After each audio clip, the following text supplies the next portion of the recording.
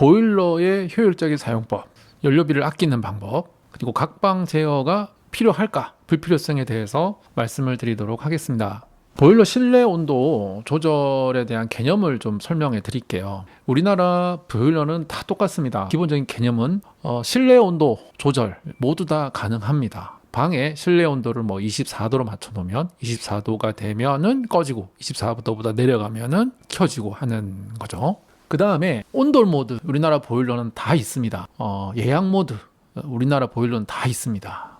온돌이 안 돼요, 예약이 안 돼요, 그런 거 없습니다. 단지 여러분이 사용하신 보일러의 조절기가 온돌 모드로 되어 있을 거고 예약 모드로 되어 있기 때문에 그런 거예요. 그런 게 안 나오면 고객센터에 전화하시면 모두 좀 바꿔달라 하시면 됩니다. 그러면 온돌 모드와 예약 모드는 무엇인가 하면요, 이 온돌 모드는 난방수의 온도를 지정해 줍니다. 그러니까 난방수가 85도 되게 하겠다, 70도가 되게 하겠다. 똑같은 시간을 돌면 85도로 설정해 놓으면 더 뜨겁게 돌고 70도로 맞춰 놓으면 덜 뜨겁게 돌 거 아닙니까? 그러니까 난 뜨끈뜨끈한 거 좋다, 바닥에 밟았을 때 발이 뜨거운 게 좋겠다 하시면 온돌 모드를 해서 이제 가장 고온으로 이제 해서 돌리시면 되고, 또 너무 뜨겁다 그럼 저온으로 하시면 되는 게 이제 온돌 모드죠. 근데 옛날에는 온돌 모드 많이 썼어요. 근데 지금은 온돌 모드 많이 안 씁니다. 집들이 많이들 좋아져 가지고 온돌 모드 이제 거의 잘 안 쓰고 예약 모드를 많이 쓰시죠. 근데 고정관념으로 온돌 모드가 좋다 하시는 분도 계시는데 저는 온돌 모드를 안 좋다고 생각합니다. 그 이유를 제가 말씀을 드릴게요. 온돌 모드는 난방수를 데피는 거를 2시간마다 데핍니다. 2시간마다.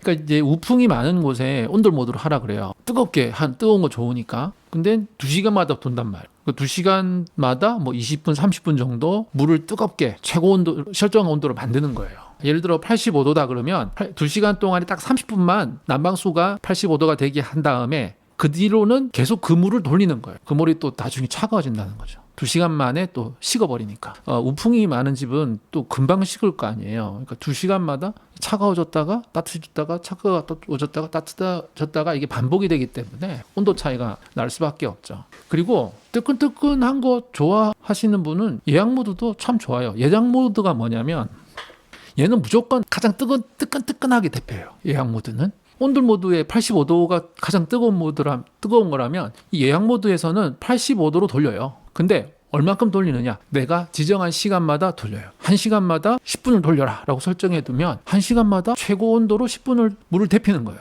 그러니까 1시간마다 10분 동안 가장 뜨겁게 데피면서 돌리고 그 다음 50분 동안은 그 데펴진 물을 뱅글뱅글 순환만 시키는 겁니다. 그러니까 어떤 게 더 좋나요?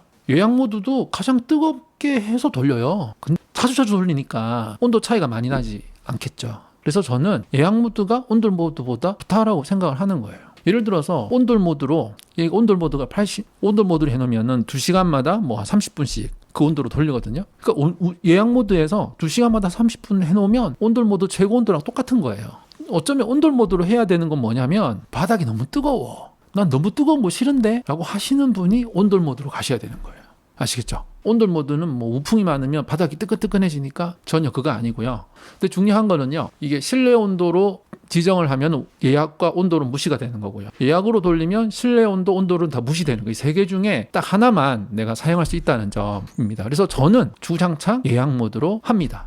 근데 예약 모드나 온돌 모드의 단점이 있기는 합니다. 그 단점은 매일매일 아침, 저녁으로 설정을 바꿔줘야 된다는 거예요. 그러니까 실제 내가 집에 있을 때 밤에 잠을 잘 때는 예약 모드로 했다가 외출을 할 때는 실내 모드로 바꿔줘야 되는 단점이 있죠. 그게 좀 귀찮습니다. 깜빡하고 나가면 하루 종일 보일러를 태울 수도 있고 들어가서 깜빡하고 안 켜면 춥게 잘 수도 있는 거예요. 그러니까 아침, 저녁에 보일러를 한번 만져줘야 된다는 점, 그게 가장 단점이고 나머지는 다 괜찮습니다. 제가 또 실내 온도 모드를 잘 안 하는 이유가 뭐냐면 내가 23도로 설정을 했어요. 그러면은 이 보일러는 온도 조절기는 방에 있고, 그래서 보일러는 실제로는 베란다에서 돌잖아요. 23도가 됐죠. 그럼 보일러가 멈추지 않습니다. 가스를 태우지 않을 뿐이지 난방수는 계속 돌아갑니다. 적정한 온도 23도가 됐는데 난방수가 계속 도는 거예요. 난방수 온도는 23도보다 높죠. 그러니까 실제로 내가 23도를 설정을 하면 실제로 24도가 될 때도 있고 25도가 될 때도 있고요. 22도, 21도가 되면 22도가 되면 다시 또 켜지잖아요. 그러니까 21도에서 24도, 5도까지 3도 차이가 왔다 갔다 하는 겁니다. 23도 설정하면 실제로 22도에서 25도까지 왔다 갔다 한단 말이에요. 그러면 22도 때 느낌은 약간 쌀쌀하고 25도 때 느낌은 약간 좀 덥고 이런 느낌이 나는 겁니다. 그래서 이 실내 온도 모드를 해놓으면 실내 온도가 많이 차이가 나게 되고, 온돌 모드 같은 경우도 무조건 2시간마다 30분씩 도니까 막 돌 때는 따뜻했다가 90분 동안은 금방 식어가지고 또 추위를 느낄 수도 있게 된다. 그래서 저는 자나깨나 예약 모드를 주장을 하고 있습니다. 예약 모드가 정답이다. 참고로 이제 저희 집 같은 경우는 남서향이고 14층 20년 된 아파트인데요. 옛날 아파트죠. 그 예약은 이제 좀 쌀쌀해지면 1시간에 5분을 돌립니다. 1시간에 5분을 돌리고, 낮에 햇빛이 들기 때문에 1시간에 5분 정도, 낮에 뭐 집에 들어가면 훈기가 뭐 약간 있습니다. 그래서 1시간에 5분 돌리고, 아주 추울 때는 1시간에 15분 돌립니다. 이렇게 돌리면 뭐 사실 뭐 가스요금이 많이 안 나오는 이유는 남향이고 햇빛이 들기 때문에 가스요금이 안 나오는 거고요. 대신 이렇게 예약 모드를 아침 저녁으로, 이제 저녁에는 예약 모드 1시간 5분, 1시간 10분 이렇게 맞춰주고, 이제 아침에 일어나면은 외출 모드로 하는 게 아니라 실내 온도 모드로 17도. 외출 모드로 하면 또 약간씩 돌아요. 그러니까 그냥 실내 온도 모드로 해서 17도 이렇게 맞춰놓으면 낮에는 보일러가 집을 비울 때 뭐 잠깐 뭐 장보러 갔다 온다고, 뭐 아침에 출근했다가 한다고 외출 모드로 바꾸시는데 그럴 필요 없습니다. 오늘 저녁에 밤에 집에 돌아온다면 외출 모드로 하는 게 아니라 실내 17도. 왜 17도로 하냐면요, 18보다는 17이 어감이 좋잖아요. 낮에는 17도 밑으로 떨어질 일이 잘 없기 때문에 그냥 17도로 해놓은 거고요. 좀 우풍이 있는 집은 뭐 10도, 뭐 15도, 13도 이렇게 해주셔서 낮에는 보일러 돌 필요 없다 생각이 되시면 이제 이렇게 하셔야 되고, 들어오면 너무 쌀쌀하다, 그 한기가 느낀다 그러면 이걸 좀 높여가지고 17, 18, 19, 20도에서 낮에도 보일러가 약간은 돌 수 있도록 해주시면은 각방 제어에 대해서 불필요하다는 걸 제가 말씀을 드리고 싶은데요. 각방 제어 이거 바꾸려면 돈 많이 줘야 됩니다. 저는 불필요하다고 생각을 합니다. 각방 제어가 뭐냐면요, 방에다가 온도계를 다 달아놓고 보일러에 그 분배기라고 있어요. 보통 싱크대 밑에 보면 이 분배기가 있는데 뜨거운 물이 들어왔다가 돌고 이렇게 이 분배기를 통해서 보일러로 다시 물이 이제 회수가 되는.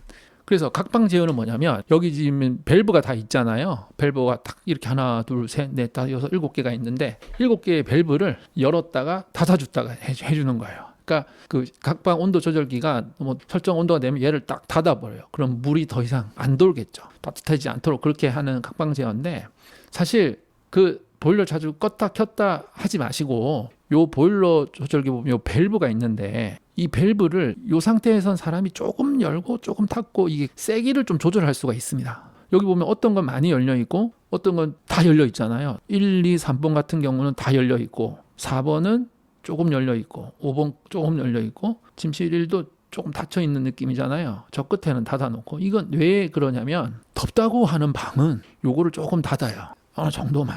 근데 각방 조절기를 이렇게 어느 정도만 하는 게 안 되고, 각방 조절기는 이게 다 열거나 다 닫거나 이거밖에 안 돼요. 그래서 제가 그걸 쓰지 말자는 겁니다. 그러니까 얘 같은 경우는 조금 열고 더 열고, 그래서 이렇게 해놓고 지내보고, 어제 더웠어? 더웠어. 그러면 조금 더 닫아요. 어제 더웠어? 조금 닫아요. 처음에 이사 가가지고 일주일만 딱 해보면은 그냥 세팅 다 끝납니다. 이건 바꿀 일이 없어요. 바꿀 일이 없어요. 각방마다 해가지고 모두가 덥다 그러면은 뭐 1시간마다 10분 돌렸다면 5분 돌리면 되는 거고, 그런 다음에 이제 방마다는 춥다 그러면 꽉꽉 다 열어놓고, 뭐 이런 식으로 해서 이 보일러 분배기를 조절을 하면 각방 제어기 효과를 충분히 낼 수 있기 때문에 저는 각방 제어기 불필요하다. 있으면 좋지만 그렇게 효율적이지 못하다. 그리고 각방 제어기 있으면 이거를 할 수가 없거든요. 조금 투자를 하고 싶다면 저는 와이파이 지원하는 보일러 조절기를 바꾸시라고 이제 권하고 싶어요. 저는 뭐 스마트 보일러라고 하는데, 우리나라 보일러는 스마트 보일러 전 없습니다. 그냥 원격 조정이지 스마트 개념 없습니다. 그냥 껐다 켰다를 집 밖에서 할 수 있다 이거예요. 그러니까 이제 좀 자기 집이 좀 특별한 시츄에이션인 경우에 보일러 조절기 가지고 세팅이 안 되는 경우에 B&B를 하신다든지 뭐 별장을 갖고 계시다든지, 그런 분들은 이 와이파이 지원 보일러 조절기 있으면 좋죠. 농막으로 간다 그러면 토요일 날 아침부터 보일러 조금 틀어가지고 좀 따뜻해지게 해놓으면 또 좋잖아요, 그죠? 예, 그리고 시간 맞춰서 이제 그렇게 해주면 좋으니까 와이파이 지원 보일러 조절기가 있으면 된다. 요건 한 10만 원 정도면 모든 회사 다 비슷비슷하더라고요. 한 10만 원 정도 드리면 기존의 보일러 조절기를 빼고 이걸 달아놓으면 쓸 수 있게 되는 이 와이파이 조절기, 이거를 다시는 게 각방 제어보다는 훨씬 더 가성비가 좋다라고 생각합니다. 이번 겨울도 따뜻하고 즐겁게 보내시기 바랍니다. 시청해주셔서 감사합니다.